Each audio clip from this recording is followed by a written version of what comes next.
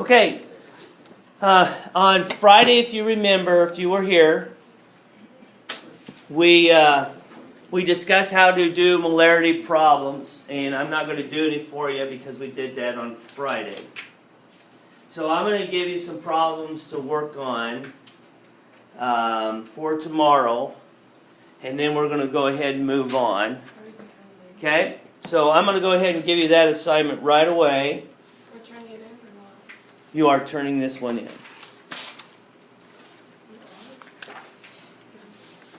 The one that he's about to give us. Yeah.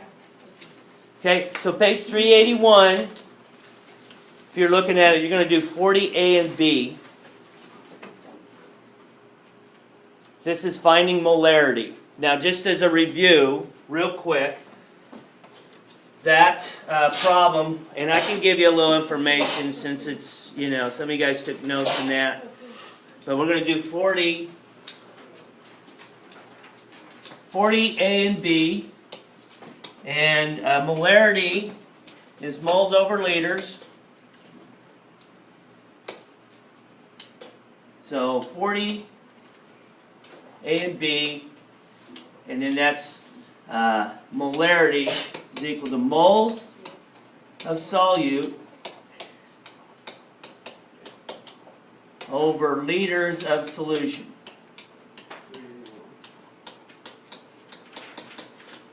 Okay, that one should be really easy. It shouldn't take you too long. Okay? 42 B and C.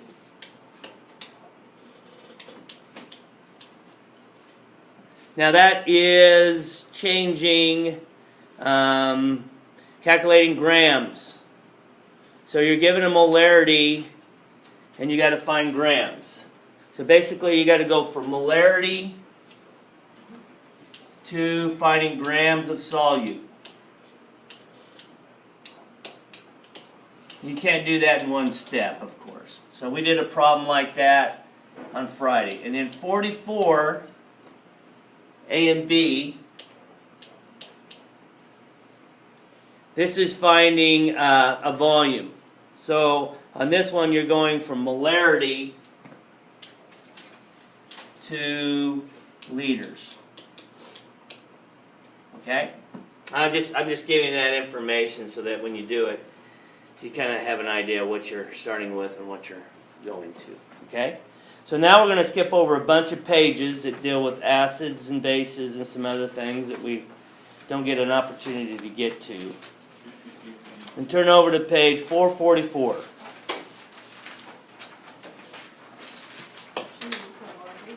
Yes, there are.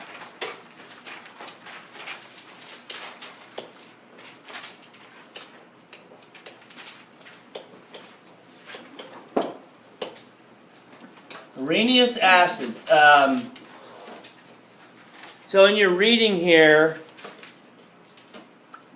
talks about a Swedish chemist, Svante Arrhenius, and he came up with a definition that has there's several different definitions of acids. Okay, this is the traditional definition that we always used at the beginning, and then they get a little bit more complex based upon the definition and about the meaning. There's actually 3 different ways you can define an acid based on a definition. But this is the traditional definition of an acid.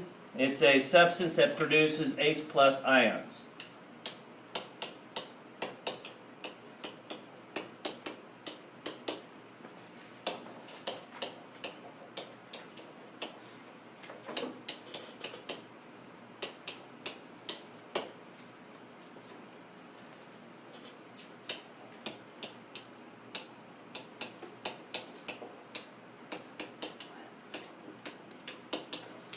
Okay, so this substance, if we have, for example, H2O, and we put in here HCl, that would be considered an acid because when it goes into it, it dissolves into ions. Okay, you guys see the H+ ions here? It splits apart 100%. And that's kind of like that, the electrolytes that we had. where we put our conductivity meter in there and the light bulb got bright, that's because H plus ions are being produced. Okay, they're being formed in the solution, so that makes it an acid. Any questions? You want us to draw the picture? You don't have to. So that would make an acid, and of course the more you pour in, the more H pluses you have and the stronger acid it will be. So the more concentrated the HCl is, the more you put in, the more H plus is made, then it becomes a stronger acid. Okay? Any questions on that? Real simple concept, simple idea. All right?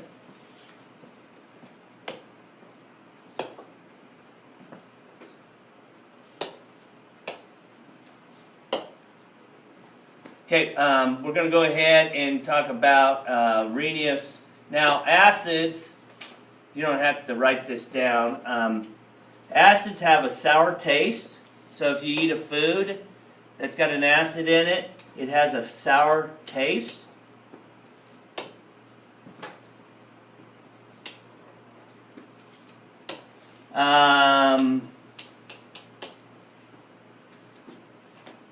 Some other characteristics that you'd have of acids, they change blue litmus paper into red if we have litmus paper. They are a strong oxidizing agent, which means they tend to pull, are a strong oxidizing agent because they pull electrons from things. Okay, so that'd be a Arrhenius acid. Now this is a Arrhenius base.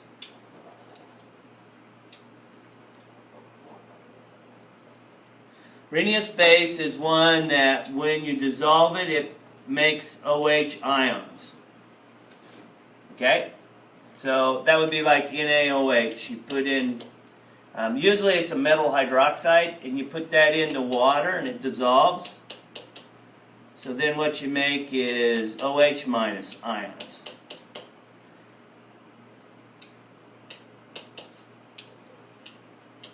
And that's what makes it a base. Because when you pour it in, that's what you're going to get. So, real simple. Base makes OHs. There's more of those than anything. In an acid, there's more H pluses. Go back up to acid. If you have room, usually it's going to be, you're going to have an H plus ion in front of an anion.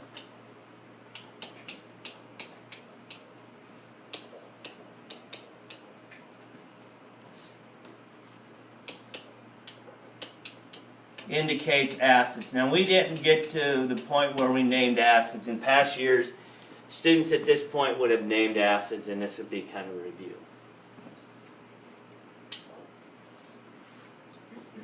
So examples are like HCl. Can you guys give me some other ones that? Anything with an H in front? H. H2O can be an acid or a base, but most of the time H2O is, we're going to consider it water. Or water. We're going to consider it neutral. Okay, we consider it water too. So HNO3. Acidic acid is HC2H3O2. That's acidic acid. Can it be negative H? Like, No. how do you know when it's positive? It's out in front. And it's with a non-metal. So the rules we went through earlier in the year, we could indicate an oxidation number by, if it's bonded to a metal, then it's positive. Okay. So those are some examples. Arrhenius base is a metal hydroxide. Mr. Grimes, can you go back to that slide? I will in a second, yeah. Thank you. Okay. Metal hydroxide. So that would be or ammonia. There's some more that I could put down, but these are the ones. So ammonia is NH3. Okay, so metal hydroxide would be like NaOH, SrOH2, KOH. Of course, we've got ammonia. So when you dissolve those, they tend to make OH ions. And they make something have a property that's basic. So some properties of things that would be considered basic, when you take a look at them, they're slippery, they're bitter taste if it's a food, they turn pH paper blue, and so those are some indicators that we would have of that. Good question. Here in a second, I'll give you the pH scale just to kind of show you what it looks like. Can you go back to this like the first slide? Yep, when this one's done, everybody done with this one? Yeah. Yes? What's that one in the middle between, like the last example? No, over more. The SR. SrOH2. Okay, thank you. Now, I'm going to give you a pH scale, and a pH scale just kind of gives you a range of how strong acids are. And it's kind of like the Richter scale in when you're measuring severity of an earthquake. A Richter scale, for example, a 3 would be 10 times as strong as a 2. If it's earthquake that measures a 4 on the Richter scale, that's 10 times as strong as a 3, but 100 times as strong as a 2. So they're based upon logs, logarithm. Okay, did you guys get that? Because I need to move on.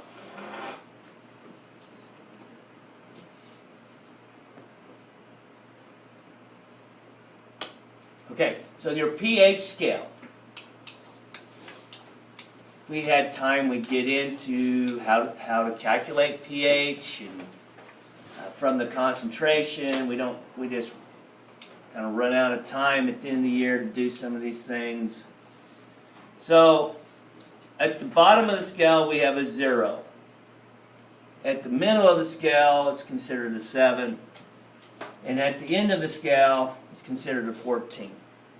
Now this section between 0 and 7 is considered an acid.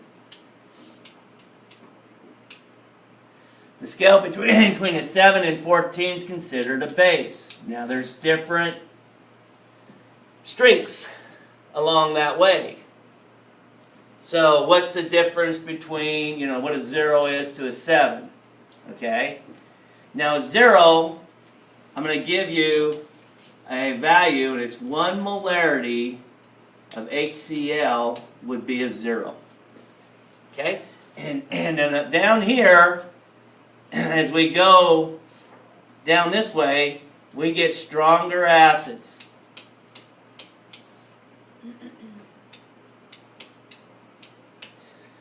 So a pH of 0 would be the strongest on the scale. Can you get stronger than 0? Yeah, you can. You can get a negative number, and it's actually stronger than that. But we don't. We'll just say we'll stop it when we have a 1 molarity of HCl. That's a stronger acid. So as you go up from 7, you have stronger bases.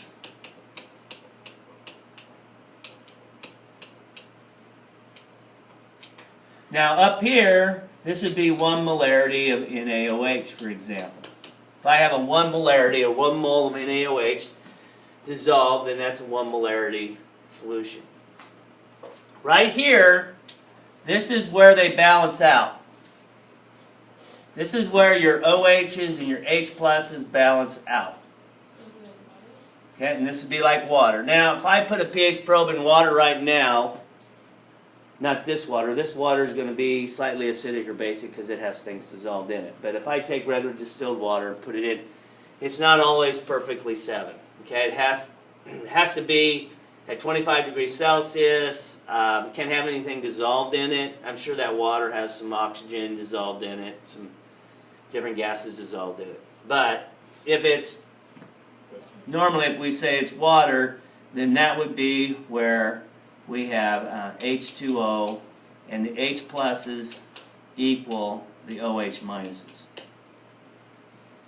Okay, the H pluses equal to OH minuses. So down below, I'll just give you a little. You don't have to draw the pictures out if you don't want to. So we're going to have a beaker here. This is kind of what you're going to do starting on Wednesday, and I'll show you tomorrow.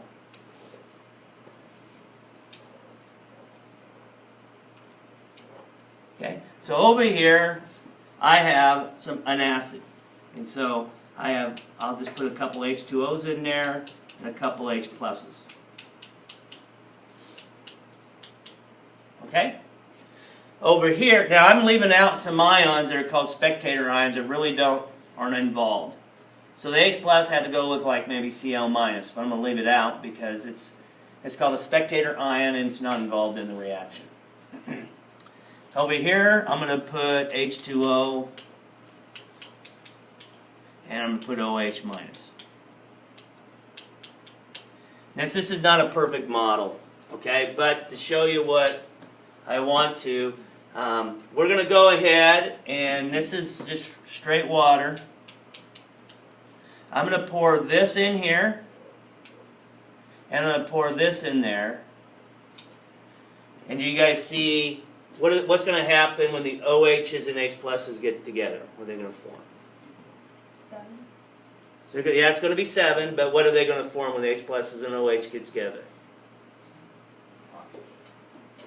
So what do we do when we put H plus Water. plus OH minus? Water, right?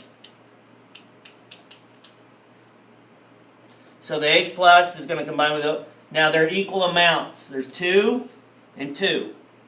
So this process is called neutralization. Neutralization takes place when you have equal amounts of OHs and H pluses added together. And that's what you're going to do in a process called titration. Okay? But we're not going to get to titration today. We'll get to it tomorrow. But the very first thing you have to do in a titration is write the reaction out. Be able to write it out and balance it. Okay? That's the very first. And you guys get an opportunity to practice that today. Okay? So we're going to go ahead and look at a neutralization reaction. Okay, just to give you a little bit of information about it, it's a reaction between an acid and a base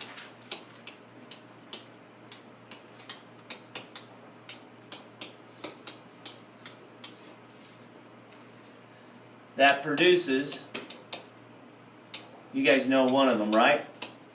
What's one of the products? Water. And salt. Now, salt is definitely not just NaCl. It is when you have a cation with an anion. And that's going to create your salt. Okay? And this cation is going to be a metal. Okay? So, that's what you're going to produce. So I'm going to give you an example. So I'm going to take NaOH, aqueous, plus HCl. This is the most common one that we kind of work with. So this is a double displacement. You guys have done these before. Instead of forming a precipitate, you're going to form a neutral solution. And you're going to form a product called water. So the Na kicks the H plus out.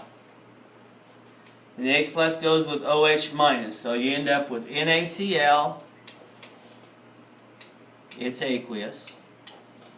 Based upon our rules that we learned earlier in the year. And H2O. You're not going to have any precipitates that come out on the ones we're going to do. Okay? Any questions? So I'm going to have you try your hand at a couple of these. Because you've done these before.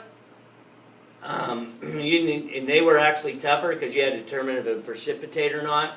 So I'm going to just have you work through a couple. Okay, the first one I'd like you to work through is I'll write down below is KOH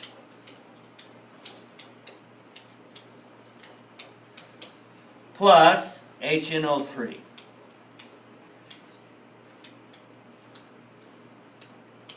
So go ahead and rewrite that one. See what you come up with.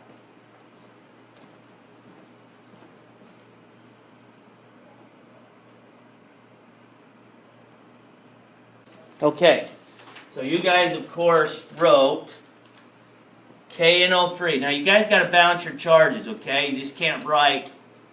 So, you're going to have to get used to, if you don't know the charges, you got to look them up. Nitrate is a -1 charge, potassium's a +1, so they're 1 to 1. So, don't get away from looking your charges up on your polyatomic ion sheet if you don't know. Now, H2O is always going to be H2O, okay, is the way it's going to work out. Okay, any questions on that one? All right, I'm going to give you 2 more. I said we were going to do just 2, but I'm going to give you 2 more and see if you can do it. So, I'm going to have you go and do SROH 2 plus HBr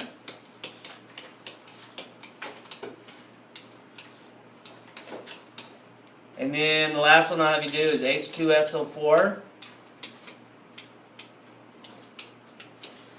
plus LiOH.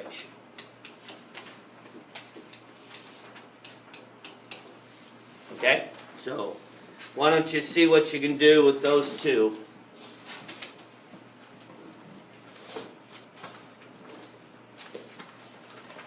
So the first one you have up here, you take SR and you put it with Br, and SR is a +2 and bromine's a -1, so that's SrBr2. Okay, and that would be aqueous. Then you got H2O. And then you have to balance it. But the one before we didn't have to balance. So what do we need to do to balance this one? 2 in front of HBr. Any questions with that? Yes. So, would you also have to put 2 in front of H2O at the end, or is OH its own? Yep, and you have to put a 2 in front of H2O. Because we have 4 H's on the left. And 2 oxygens on the left. So, okay. Do the next one and see what you get. So if you didn't get this one right, see what you can do on the next one if you hadn't got it completed yet. See what you can do on that one.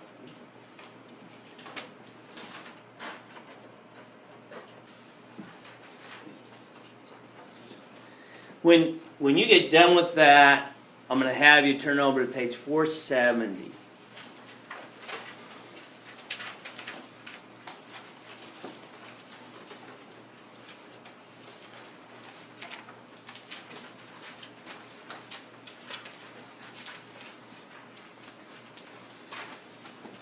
So on this one, you should have Li go with SO4. Sometimes you shouldn't have to look these charges up by inferring what it's going to be here. H is a +1 and you got 2 of them, sulfate has to be a -2. So you really wouldn't have to look it up. Same with this one. OH is always a -1. So SR is going to be a +2. So you can look them up and it'll match up. But the 2 behind the OH and the 2 in front of H just helps you understand what the charge is and what it goes with, and then you can probably figure it out on the other side. So it should be Li2SO4, aqueous, plus H2O. Then what would be, how would you balance that? 2 in front of LiOH. 2 in front of H2O. Okay. All right, so that would be the balance equation that you would do on those. So that's what you need to do. The very first step when you do what we're going to do tomorrow and on Wednesday and Thursday is titration. Okay? So I will give you the definitions for titration and indicator tomorrow as we run through a titration and what that's all about. All a titration is getting it to this point right here where it's 7. So all titration is putting in OHs into an acid, and when you do that, it makes it a pH of 7 or neutral. So all we're doing with titration is this reaction. Perfect. We have equal amounts of both of these that we need to make perfect amounts of water. If we go over, we have something in excess. So if I add too much OH, if I add too much of the hydroxide, what happens is that we have more OHs than we have H pluses, and it makes the solution basic. So I don't want that to happen. I want to add perfect amounts of my acid and base together. And how do I know that I've added perfect amounts of my acid and base? I can look at an indicator. An indicator, a pH indicator, tells you if 7 is reached. And I want you to look at the bottom of page 470. You want to get a pink color when you're done. So that one on the right, and we'll find out that tomorrow how that works. The one on the right is pink on page 470. That's what you want to get it to. And then you know it's perfect. So then you got to go through a setup in which to determine the pH of the unknown. Okay? So I'm going to do sample problem 14.2 on page 471. Or 14.12.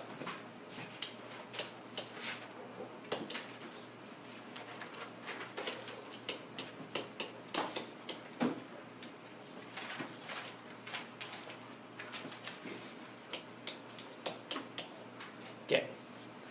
Now, they wrote out the reaction for you. So you don't have to do that. They said, we're going to go ahead and do this reaction. It's SrOH2 plus 2HCl.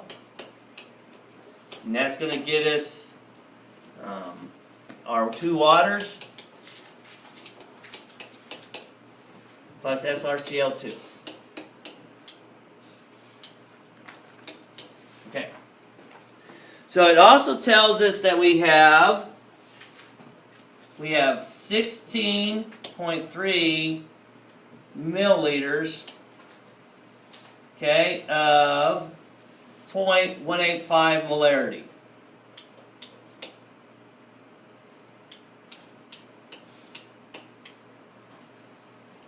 SrOH2. Okay? And it also says that we have 0.025 liters of HCl, called gastric juice. That's your stomach acid. Okay, that's the information that we have. They want us to solve for what is the molarity of HCl?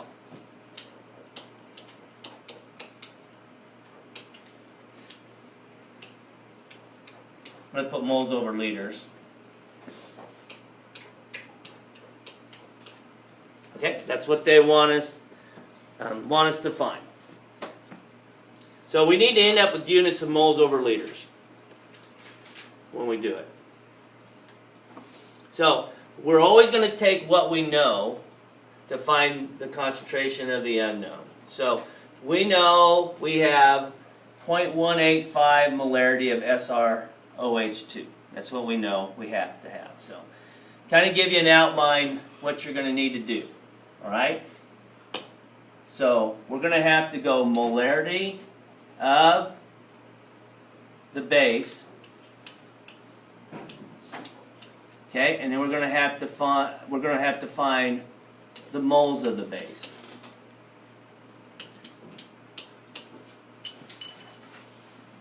Okay, then we're going to have to find the moles of the acid.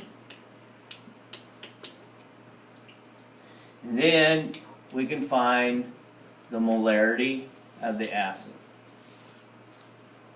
That's the steps we need to take to get to our solve our problem when we do titration. Okay, so what's the molarity of our base? That's going to start our problem out. Okay, so we have 0.185 molarity. I'm going to put moles over liters, because that's what molarity is, of the SrOH2. Okay, so then I need to go to moles. So what do I need to multiply by? Liters. So I have liters, it says 16.3 liters, or 16.3 milliliters. How many liters is that? Okay, 0.0163 liters. Everybody know how I got that? Okay, so that goes in here. 0.0163 liters of SrOH2. Okay, so liters cancel out, and I got moles of base. So what's the next thing I do? I got to go from moles of base to moles of acid. So what's my base? SrOH2, right? What's my acid I'm neutralizing? HCl. What's the ratio between HCl and SrOH2? 2 to 1. You guys see that? So now I'm at moles of acid, right? So now I've got to find my molarity. Now in the book, what it'll do, it'll stop there, get your moles, and then it'll divide by the liters. So all I'm going to do is come down here, I'm going to put my liters. What's my liters of HCl?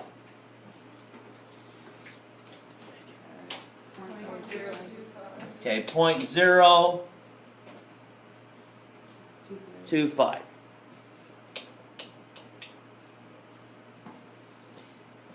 And then I've got my answer.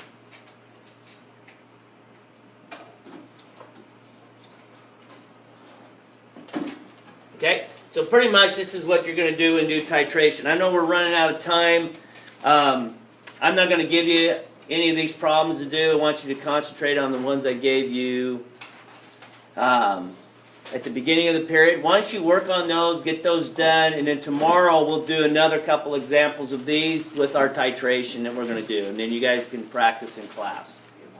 Okay? The answer that you would get would be 0.241 molarity. So we just found the concentration of the unknown acid, and it was 0.241 molarity of HCl.